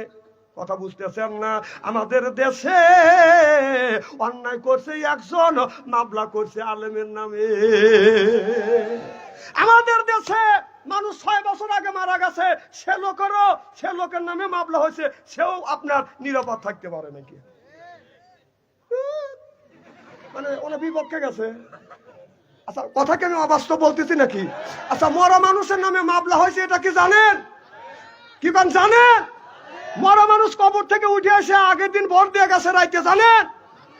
আচ্ছা, ইলেকশনের সময় যখন ভোট দিতে যায়, একজন যদি আর একজনের ভোট দিতে যায়, তাহলে ভাইয়ের নাম হলো মাওলানা আব্দুর রহমান ভাই, আর আপনার বাবার নাম ইবাদ আলী। আচ্ছা, আব্দুর রহমান ভাইয়ের ভোট যদি আপনি দিতে যান, নিশ্চয়ই তার বাবার নাম বলতে হবে। কথা কন যে আমি ইবাদ আলী সওয়াল, ইবাদ আলী আমাকে জন্মাইছে, আমি ভোট দেবো না কে? তাহলে এবার আব্দুর রহমানের নাম দিয়ে যে তার বাপের নাম গুরলয়া, যে তার নামের ভোটটা তুমি আর একটা লোকে বাপ বানা, যে বাপ বানা যে ভোটটা দিলে ওই লোকটাকে আসলে তোর বাপ। কথা নিজের বাবাকে অস্বীকার করে আর একজনকে বাপ বানায়, ও বাবার বৈধ সন্তান না, অবশ্যই অবৈধ সন্তান। এই কথা তোমরা করছো, এই কথা বাচ্চা আন্তরি বললি কলিজা লাগে। যে আবার সুযোগ আসুক, আরো আসতেইছে, তোর মা চলে গেছে, এনটা বসে তাসটালে বসে খায়, চা খাওয়ার মা আসবে, তোর মা মরবেন লেগে আসবে। হ্যাঁ, তাসটালে বসে মা করিস, তোর মা মরবেন লেগে আসবে। পেপারে দেখলাম যে তোর মার যদি ফাঁসিও হয়, কম করে 3000 বার ফাঁসি হবে। এই পরিবারটা পদ থেকে জর্জরিত। উনি বাংলাদেশ থেকে পদত্যাগ করে মামুর বাড়ি গেছে, যায় সময় পায় নাই। তার বেটার বউ আবার জয়ের বউ জয় পদত্যাগ করছে। আবার এই সাবেক প্রধানমন্ত্রী মিয়া দল থেকে পদত্যাগ হয়েছে, প্রধানমন্ত্রী পদের থেকে পদত্যাগ করছে। ওর বোন শেখ রেহানা মেয়ের জামাই, তার মেয়েকে আবার পদত্যাগ করছে। কথা এদের দলটাই হলো মানে ত্যাগে ত্যাগে জর্জরিত। হ্যাঁ, আবার বলতেছে মা আসবে, তোর মা মরবেন লেগে আসবে। হ্যাঁ, বেচারাটা বিপদে পড়ছে, ওনাকে আবার বিপদে ভালো লেগে আবার মাঝে মধ্যে স্ট্যাটাস রাখে 24 তারিখে আসবে, আর তোর মা ওই 25 মার্চে আসবে, তো নিয়ে আসবে নিয়ে। আমরা সবে বরাত আপনার ওই মরাকাবায় ঢোকার আগে তোর মার সাথে মোকাবেলা করে ঢুকবো।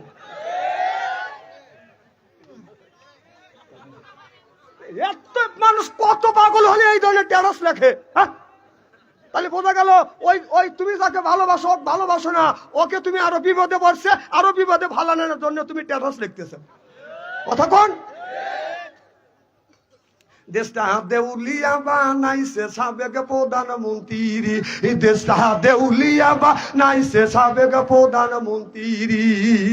সোনার দেশটা শোষণ করলো লুইটা পুইটা খাইয়া রে প্রধানমন্ত্রী। কোথায় রলেন কামরুল ইসলাম, কোথায় কাদের কাকা, কই গেল সে ওই মহিলার শ্বেতাং কথা। ওই দলের মানুষকে বাসাইয়া দিল্লি করলে বাসা দে প্রধানমন্ত্রী। আজ গরু যখন বাচ্চা দেয়, একটু পরে খোল ভুষি দেয়, কথা কয় না রে। তখন ওই বাচ্চা রেখে যখন খোল ভুষি খাবে, বাচ্চা যখন ও খোল ভুষি ধুয়ে বাচ্চার কাছে যায়, সে বাচ্চার গাওয়াত চাতে ভয় পাইস না, আমি মা তোর আসি। হ্যাঁ, আর তোর মা তকারে থুয়ে চলে গেল বাংলাদেশে, কান্তিতে মাসবে। হ্যাঁ, তোর মা তো আসে না, হো হো করিয়া। কত গরু বাচ্চা থুয়ে তো হো হো করে আসে, আর তোর মা যায় মামুর বাড়িতে দুধ পালা খাচ্ছে। তোর মা আসতেছে, মরবেন লেগে আসবে।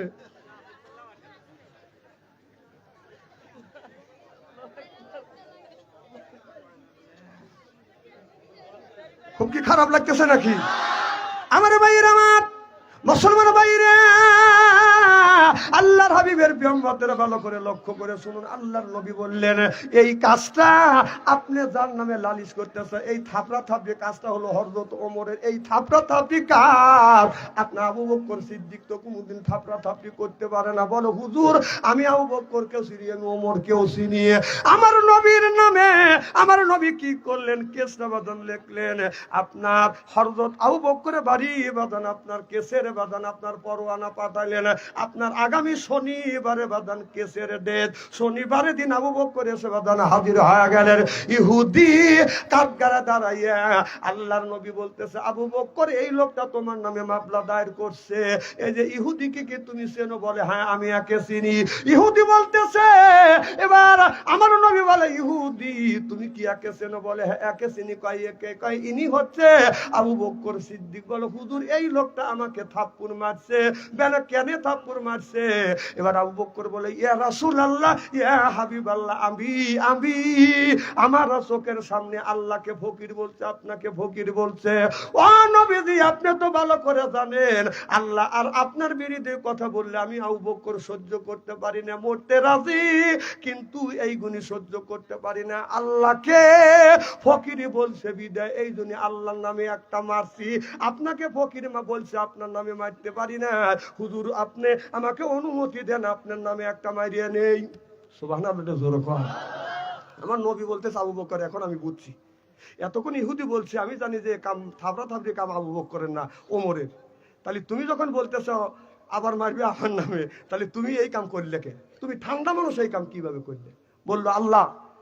এই ইহুদি আল্লাহকে ফকির বলছে, আপনাকেও ফকির বলছে। আল্লাহু গানি ও আনতুম ফুকারা। আল্লাহ হলো বাজান ধনী, আমরা হলাম ফকির। আমরা কি? আরো জোরে, জোর হইল না? আমরা যদি ফকির হই মহিলারা কি? আরো জোরে, জোর হলো না? জোর বলো। বাইশ যায় না ফকির নি করাবিনি। আপনার বউর আপনারা বলবেনি যে তোরা ফকির হচ্ছে আমার ফকির নি বানাচ্ছিস কে? আমি বলি নাই, আপনারা বলছে। এবার আল্লাহ বলেছে আল্লাহ হলো ধনী, আমরা সব মানুষ ফকির। আল্লাহ এই জন্য আল্লাহকে ইহুদি যখন ফকির বলছে আমি সহ্য করতে পারি না, আল্লাহর নামে মারছি।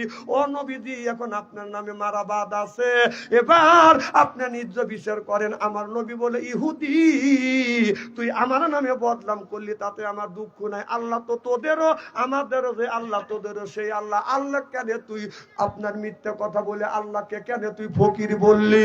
ইহুদি বলতেছে ইয়া রাসূলুল্লাহ ইয়া হাবিবাল্লাহ আমি কোনদিন আল্লাহকে ফকির বলি নাই। আর হযরত আবু বকর সিদ্দিক এমনি আমাকে মারছে। ইহুদি মিথ্যা কথা বলল। আল্লাহর নবী বলতেছে আবু বকর তোমার কি সাক্ষী আছে? আবু বকর বলে ইয়া রাসূলুল্লাহ ইয়া হাবিবাল্লাহ আল্লাহর কসম করে বলতেছি গো নবীজি, আল্লাহর কসম করে বলতেছি আল্লাহকে ফকির বলছে। এবার আল্লাহর নবী বললেন সাক্ষীর দরকার, সাক্ষী ছাড়া তো হয় না। আবু বকর তোমার বিরুদ্ধে তোমার পক্ষে কি কোনো সাক্ষী আছে? আবু বকর বলে ইয়া রাসূলুল্লাহ আপনি তো ভালো করে চেনেন আর জানেন আমি তো জীবনে কোনোদিন মিথ্যা কথা বলি নাই। আল্লাহর নবী বললেন আবু বকর আপনার ইসলামের কোষে সাক্ষী চাই। আমি তো ভালো করে জানি তুমি মিথ্যা কথা বলো না, তবে তোমার সাক্ষী কই? সাক্ষী যদি না উপস্থাপন করতে পারো, ইহুদিকে যেমন করে থাপ্পড় মারছো ইহুদি তোমাকে অমন করে থাপ্পড় মারবে। আবু বকর বলো নবী আমার কোনো সাক্ষী নাই, আমার সাক্ষী হলো আল্লাহ। সুবহানাল্লাহ বললেন না? আল্লাহ এসে কি সাক্ষী দিবে?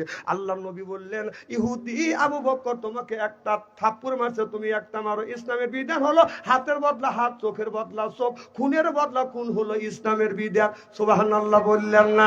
খুনের বদলা খুন যদি ইসলামের বিধান হয়, খুনের বদলা খুন যদি ইসলামের বিধান হয়, তাহলে সাবেক প্রধানমন্ত্রী যদি 3000 লোক যদি মাইরে থাকে 3000 বার ফাঁসি হবে। কথা তুমি বাদ যা কও গা, আমি তোমাকে চিনি না, তুমি বোর সাথে কথা কও না। আর এনে এসে আমাকে খালি বারবার বলতেছো কথা কও কথা কও।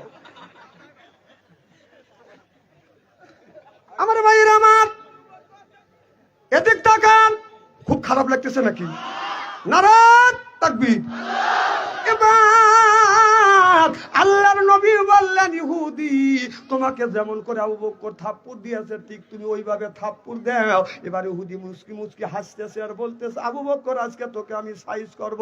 থাপ্পড় মারতে যাবে এমন সময় জিবরাইল আলাইহিস সালামের ঘন্টা চলে আসলেন। মুহাম্মদ হাইগিব না গুপ্তা তানা গুপ্তা জিবরাইল, জিবরাইল হাইগিব না গুপ্তা তানা গুপ্তা রব্বুল জলিল সিল্লা কর মারহাবা। জিবরাইল আলাইহিস সালাম এসে বলে, ইয়া রাসূলুল্লাহ, ইয়া হাবিবাল্লাহ, ইহুদি যা বলেছে এটা মিথ্যে বলেছে। ইহুদি আল্লাহকে ফকির বলছে, আপনাকে ফকির বলছে। আবু বকরের পক্ষে আল্লাহ আয়াত নাযিল করছে। সুবহানাল্লাহ। আল্লাহ আবু বকরের পক্ষে আয়াত নাযিল করছে। আমার নবী বলে, ইহুদি তুমি যে মিথ্যা কথা বলছো, আল্লাহ ফেরেশতা পাঠাইছে আমার কাছে, আপনি ফেরেশতা পাঠাইছে আমার কাছে, তুমি মিথ্যা কথা বলছো, আল্লাহকে ফকির বলছো। ইহুদি বলতেছে, ইয়া রাসূলুল্লাহ, ইয়া হাবিবাল্লাহ, ও নবীজি, আবু বকরের পক্ষে যে আয়াত নাযিল হবে আমি কি জানতাম? যদি জানতাম আল্লাহকে ফকির বলতাম না। ইহুদি বলে, ইয়া রাসূলুল্লাহ, ইয়া হাবিবাল্লাহ, আল্লাহকে বিশ্বাস করি নাই, আপনাকেও মানি নাই, আজকে থেকে বিশ্বাস করলাম আল্লাহ এক, আল্লাহ আছে। আমারে কলমা পড়াইয়া দেন, লা ইলাহা ইল্লাল্লাহু মুহাম্মাদুর রাসূলুল্লাহ সাল্লাল্লাহু আলাইহি ওয়াসাল্লাম। নারে তাকবীর। আল্লাহর নবী যখন দিনের দাওয়াত দিয়া গভীর রাত, গভীর রজনীতে মা খাদিজাতুল কুবরার ঘরে দরজার পাশে আসিয়া রাতে 12টার পরে আমার নবী নক করছে। খাদিজা একটা ডাক দিছে, অমনি দরজা খুলে দিছে। সুবহানাল্লাহ। যখন নবী দরজা খুলে দিছে, মা খাদিজার চোখের সাথে যখন চোখ লাগছে, আমার নবী সালাম দিছে, আসসালামু আলাইকুম। আমার বিবি আমার সালাম লেন। আল্লাহর নবী বলে, আছে নবীর 11টা বিবি ছিলেন, 11টা বিবির মধ্যে 10টা বিবির কাছে আল্লাহর নবী আগে আগে সালাম দিয়েছে, কিন্তু খাদিজার কাছে নবী কোনোদিন আগে সালাম দিতে পারে নাই। সালাম দিবে এমন সময় খাদিজাতুল কুবরা আগে সালাম দিছে। সুবহানাল্লাহ। আমাদের বিবি কি সালাম দেয়? জোরে বলুন, জোরে বলুন। এত মানুষের মধ্যে না না বলতেছেন, খবর আছে আজকে বাড়ি যাননি। আপনার বউ বলবেন যে আমি তো সালাম দেই অথবা না দেই, পাবলিকে ফাংশনে তুই বললি কে? সকালবেলা নাস্তা বন্ধ। আচ্ছা, বৌমান সালাম দিলই না, আমরা কি বিবিদের সালাম দিই?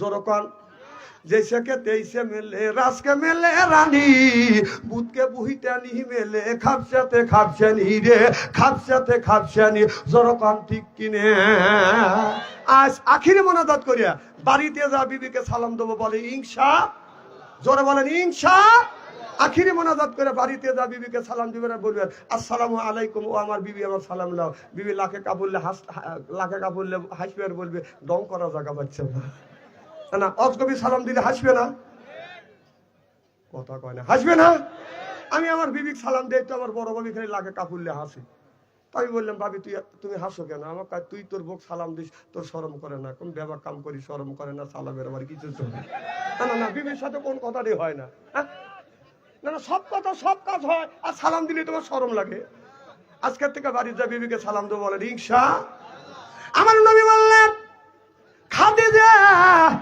গভীর রাত গভীর রজনীতে আমি তোমার ঘরে দরজার পাশে আসলাম রে খাদিজা একটা ডাকের বেশি দুইটা ডাক দিতে হয় নাই ও খাদিজা তুমি কি ঘুমাও না মা খাদিজাতুল কুবরা বলতেছে ইয়া রাসূলুল্লাহ ইয়া হাবিবাল্লাহ ও নবীজি আপনার আগে তিনটা স্বামী সংসার করছি এইরকম কোনোদিন হয় নাই নবী গো যতদিন ধরে আমি আপনার সাথে ঘর সংসার করতেছি আল্লাহর কসম করে বলতেছি আপনার আগে কোনোদিন বিছানায় একা একা ঘুমোতে যাই নাই সিল্লাকান আল্লাহু আকবার আমাদের ঘরে যে একটা একটা করে খাদিজা আছে এই যে দেখেন এখানে আইছেন যা দেখবেন যে লুটে বুইটে ঘুম পাড়তেছে সব বোন এসে ফাঁকে গেছে না বাচ্চি আর মা খাদিজাতুল কুবরা বলছে যতক্ষণ পর্যন্ত রাসূল না আসছে এতক্ষণ পর্যন্ত দরজার সাথে দাঁড়া দাঁড়া নবীর জন্য অপেক্ষা করছি সুবহানাল্লাহ আমার নবী রাত 12টার পরে যে লক করছে খাদিজা একটা ডাক দিছে অমনি দরজা খুলে দিছে আর আমাদের যে ঘরে ঘরে একটা খাদিজা আছে উল্লাপাড়া বাজার থেকে আসিয়া আমাদের খাদিজার ঘরে দরজায় যদি নক করা যায় খাদিজা খবর নাই ও খাদিজা শব্দ নাই ও খাদিজা রাগে না না একই স্বামী ডাক দিবে, বউ যখন উত্তর নিবে আত্মা ঠান্টু আছে সুবহানাল্লাহ তো জোরে কর। উনি ডাকলে কাউয়ার মতো।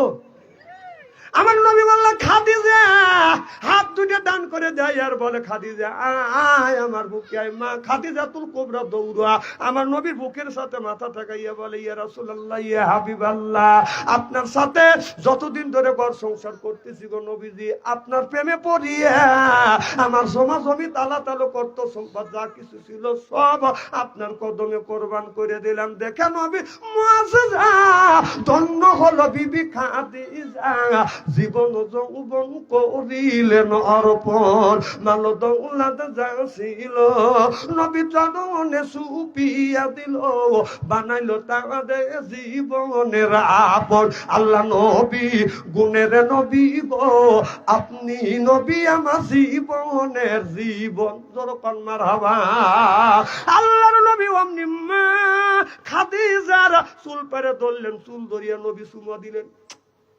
মা খাদিজাতুল কুবরা বলে ইয়া রাসূলুল্লাহ ইয়া হাবিবাল্লাহ, আপনি আমার চুলে চুমন দিলেন। আমার নবী বলল খাদিজা, আমি নবী আমার আদর্শ ভিত্তিক সুন্নত বিবির চুলে চুমন দেওয়া। আমার নবীর বিবির চুল ধরে চুমা দিছে।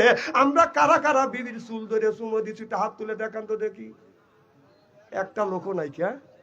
আহারে, নিজের বিবির চুলে আপনারা চুমন দিতে পারেন নাই? হ্যাঁ, ও সুমত দেওয়া দূরের কথা, মুসরা চুল ধইয়া শীত করে বাইরে ফেলে বক্সন দিবে পারে। হ্যাঁ, বউ মারে, ছি ছি, বউ মারে, বউ মারা হারাম। কেন বউ মারবে? মা বোনের আজ আসে না? মা বোনের আজকের শুনে বলবি না হারে এত সুন্দর সোনার বলবি কোনে আসিল। এই হুজুরির দরকার, হুজুর ভালো করে সাইজ করেন। না না না, বউ মারা হারাম। মারবেন কোথায়? ওরকে মারার জায়গা আছে, সব জায়গা আদর করার জায়গা। বউ কেন মারে? মা বোনের এই হুজুরি দরকার।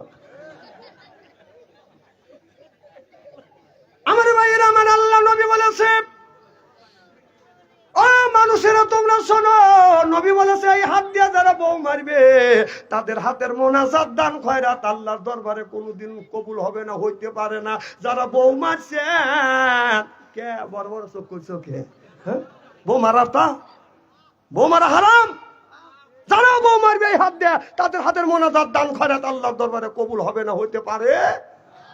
এই অধ্যায় করছে এক মহিলা, চিঠি লিখছে যে হুজুর আপনি বললেন বউ মারা হারাম, আমার স্বামী তো কথা শোনার আগেই তো মারছি আবার, তাহলে আমার কি অবস্থা?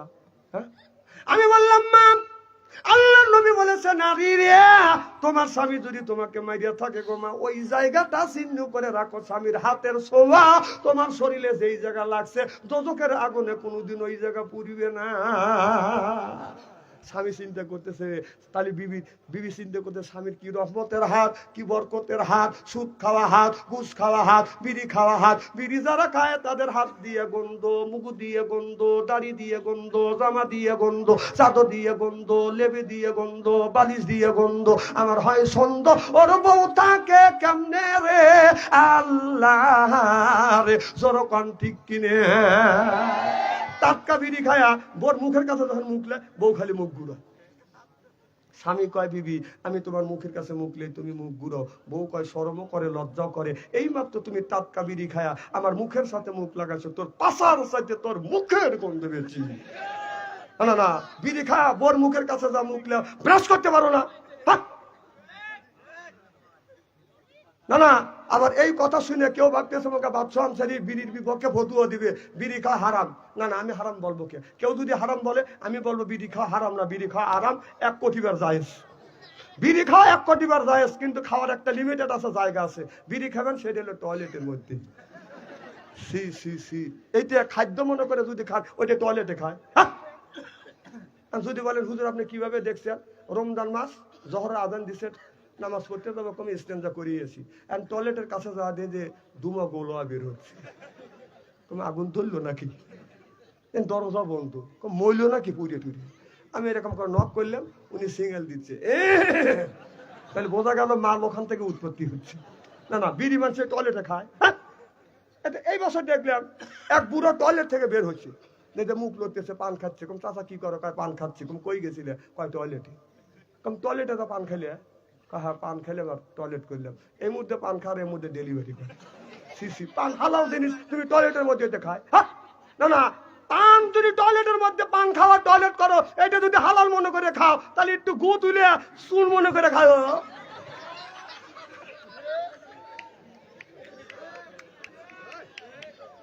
না না, কালকে তো বলবি না যে বাদশাহ আনসারি হাসান, আমি হাসানের কথা বলতেছি, আমি কলিজায় প্যারাক মারতেছি হাসানকে। আমি কোরআন হাদিসটা বাস্তবের সাথে মিল করে বলতেছি, আপনি পান খান আমার দুঃখ নাই, টয়লেটের মধ্যে পান খান, তুই গু খাস। আবার কত আবার গু লেয় এনে বড় গু কি লেয়, ওই যে গুল লেওয়ার চাইতে তোমার ছেলেরা যে বড়ি বড়ি ট্যাবলেটের মতো পায়খানা করে না, ওইটি হেনে লিও, পায়খানা ভালো হবি। সি সি সি, মানুষ দেখছি এইরকম রুচিমত মানুষ দেখি নাকি, তোর রুচি একবারে শেষ করে ফেলতি, পায়খানার মধ্যে হইতে খা। খারাপ লাগতেছে নাকি? না রে থাকবি। আমার ভাইয়ের আমার অধিক যেতে চাই না, আখিরে মানাজাত করে তার মন মানুষতা কি আপনাদের আছে? কার কার আছে হাত তুলে দেখেন। নারে তাকবীর, নারায়ে তাকবীর, আল কোরআনের আলো, নারে তাকবীর। আমার ভাইয়ের আমার, আল্লাহ কোরআন কারীমের মধ্যে বলতেছো, কদ রব্বুকা, হে বান্দা আমার দাসত্ব করো, আল্লাহ তাবুদু, আমার গোলামি করো, ইল্লা ইয়াহু, আমার বন্দেগী করো, বিল ওয়ালিদাইনি ইহসানা। আল্লাহ বলে বান্দা আমার দাসত্ব আমার গোলামি করবার পরে তোমরা তোমার নিজ নিজ পিতা মাতার খেদমত করো। আজকে মা হইছে বুড়ি, গার যাইতে আমার বুড়ি, বাবা হলো বুড়া, পিঠের উপর দড়িয়ে দড়িয়ে বুড়ো, শ্বশুর হতে আব্বা জান, শাশুড়ি হতে আম্মা জান, বিয়ে করছে বিয়েরা জান, ওরাই সব জানের জান, পরাণের পরাণ, জোর কন ঠিক কিনে। আজ মার কথা লাগে না ভালো, শাশুড়ির কথা মিষ্টি, বাবার কথা নিমতিতে, শ্বশুরের কথা চিনি, বাবার কথা নিমতিতে, শ্বশুরের কথা চিনি। এ যুবক, মায়ের পায়ে হাত থেকে যদি সুমা খাও, আল্লাহ কিসমত পাল্টাইয়া দিবে। সুবহানাল্লাহ, এত জোরে কর। আজকে যুবকেরা মা বাবার পায়ে হাত থেকে বাদান সুমা খায় না, শ্বশুর বাড়ি যায় বাদান খামচা খামচি করে। নেকি আছে কোথায় আর নেকি খোঁজে কোথায়, নেকি রইছে কোথায় আর নেকি তালাশ করে কোথায়? কথা কর। মা বাবার পায়ে হাত থেকে সুমা খেলে কিসমত পরিবর্তন হয়। সুবহানাল্লাহ, এত জোরে কর। মা বাবার তাম পৃথিবীর শ্বশুর শাশুড়ি যদি এক করিয়া একজনের পক্ষে যদি বাদান দোয়া করে, আর আমার ভাইজানের আব্বা অথবা ভাইজানের মা যদি খালি যদি আল্লাহর কাছে বলে, আল্লাহ আমার সন্তানকে দেখি, বলাও শেষ, আল্লাহর আরশে আযিমে পৌঁছাও শেষ। তাহলে কোন জ্ঞানে কোন বিবেকে মাকে রাখা শ্বশুর শাশুড়ির জন্য পাগল হওয়া দাও? এই যে যারা শ্বশুর, এই যে মা বাবার ওয়াজ উঠে আসছে, এখন উঠে আসলে যারা উঠে যাবে বুঝতে হবে ওরা মা বাবাকে দেখতে পারে না। ওরা যাবি আর বলবে কে হুজুর মা বাবার কথা বলতেছে, শ্বশুর শাশুড়ির কথা বলতে পারে না। হ্যাঁ, মা একটা মুরগি জব করিয়া 6 জনে খাইছে, 3 ভাই 3 বোনে খাওয়াইছে, আবার মাও খাইছে, আব্বাও একটু সুরও খাইছে। কথা কন। আর শ্বশুর বাড়ি গেলে একটা মুরগি জব করে শাশুড়ি একটা মুরগি জামাই খাওয়াইছে। তাহলে কার কথা বলতে হবে? কথা কন, কার কথা বলতে হবে? মার কথা না শাশুড়ির কথা? কথা কন, কথা কল ভালো করে বলবেন। মা একটা মুরগি জব করিয়া 3 ভাই 3 বোনে খাওয়াইছে, আব্বাও একটু সুরে খাইছে, মাও একটু সুরে খাইছে, ওই যে চলে যেতেছে। তো এরা যাবে না যাবে কে? কারণ মুরগিতে এর শাশুড়ি একটা একা এক খাওয়াইছে। হ্যাঁ, এই সোনার দোয়া আছে, তাও 30 বছর আগে মরছে, আর শাশুড়ি একটা মুরগি জব করে খাওয়াইছে, এ প্রমাণ এর কাছে আছে। কারণ মা একটা মুরগি জব করে 6 জন খাইছে, 6 জনে খাওয়াইছে, আর শাশুড়ি একটা মুরগি জব করে তোমাকে খাওয়াইছে, এর মানে খালি মুরগি খাওয়া নেই, তো পাম দিছে। আমার মেয়ে একসাথে ভালোবাসে। আল্লাহ বললেন, দুনিয়ার মানুষেরা মা মার সাথে সুন্দর ব্যবহার করো, খবরদার ধমক দিয়ে কথা বলবে না, চোখ রাঙায় কথা বলবে না। ওয়াকুল্লাহুমা কওলান কাদিমা, মার সাথে নরম নরম কথা কও, বাবার সাথে নরম নরম কথা কও। খবরদার মা বাবার মনে আঘাত দিয়ে দিয়ে কথা বলবে না। মা বাবা যদি বেজার হয়ে যায়, আল্লাহ বেজার হয়ে যাবে। মা বাবা খুশি, আমার আল্লাহ খুশি। মা বাবার খেদমত করলে তিনটে জিনিস আল্লাহ দেয়। এক নাম্বার হায়াত দেয়, 2 নাম্বার আল্লাহ ইজ্জত বাড়িয়ে দেয়, 3 নাম্বার আল্লাহ অর্থ সম্পদের অভাব আল্লাহ দূর করে দেয়। সিল্লাকন মারহাবা। ওই মা এমন একটা নিয়ামত। আল্লাহর বান্দা লোকমান আলাইহিস সালাম যখন বাদন হজে যাবে, 6 জন 7 জন বন্ধু একসাথে বাদন হজে যাবে। হজের টাকা বাদন জমা হয়ে গেছে। হজের টাকা জমা দিয়ে আল্লাহর বান্দা লোকমান ইতিহাসের ভিতরে বাদে ইতিহাসের দিকে বাদন তাকিয়ে দেখেন, মার কাছে এসে বলতেছে, ওগো মা, হ্যাঁ দৌড়ান। আচ্ছা এইভাবে আমরা যদি উঠে যাও, ওয়াজ কিভাবে করবো?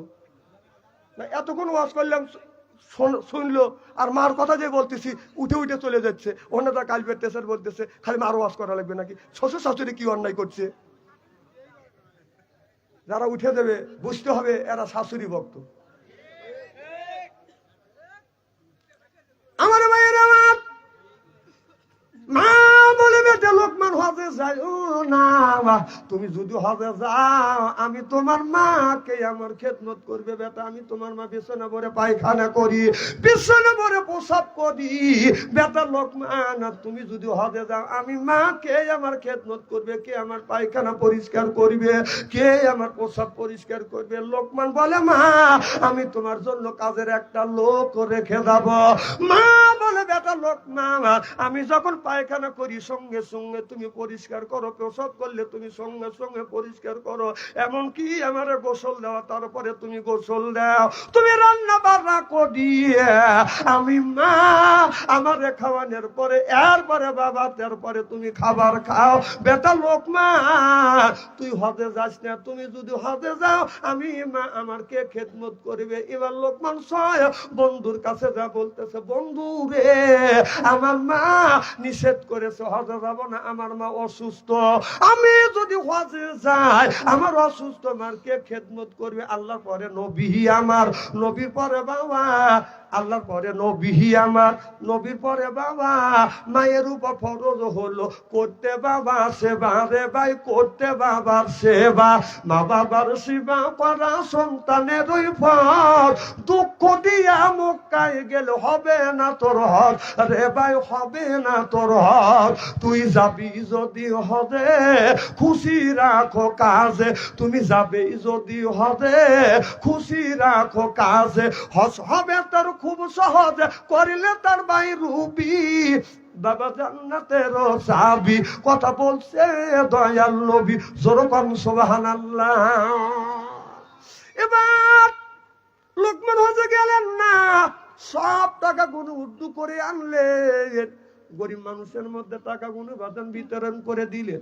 6 বন্ধু বাদান হজে চলে গেলেন। 6 বন্ধু বাদান যখন হজ করতেছে, লোকমান মার খেদমত করতেছে, মা বিছানা ভরে পায়খানা করে, লোকমান পরিষ্কার করে, প্রসাব করে, পরিষ্কার করে, মারে গোসল দেওয়ায় আল্লাহর বান্দা লোকমান বাদান গোসল দেওয়ার পরে মাকে খানা পিনা খাওয়ানোর পর বিছানায় যখন মাকে লেপ দিয়ে তোষক দিয়া যখন ঢেকে রাখে, রাত 12টার পরে আল্লাহর বান্দা লোকমান ওযু দিয়া তাহাজ্জুদ নামাজ পড়িয়া আল্লাহর কাছে সিজদা দিয়ে বলে, মাওলা আমি হজে যাব কিন্তু আমার হজে যাওয়া হলো না আমার মা অসুস্থতার কারণে।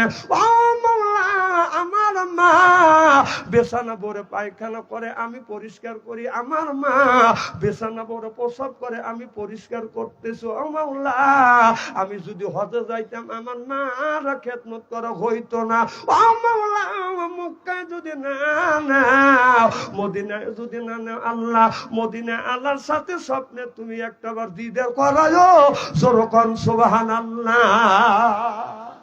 এই বলে আল্লাহর বান্দা লোকমান আল্লাহর কাছে দোয়া করে, এই বলে বাজান কাঁদতেছে।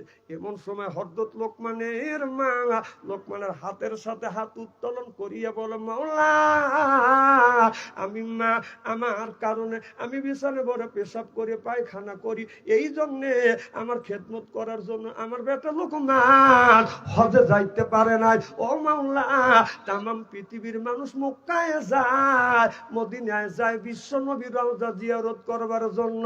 ও মাওলা, তুমি কি পারো না আমার বিশ্ব নবীর সাথে আমার বেটা লোকমানকে স্বপ্নে দিদার করাইতে? জোরো জোরো কোন সুবহানাল্লাহ।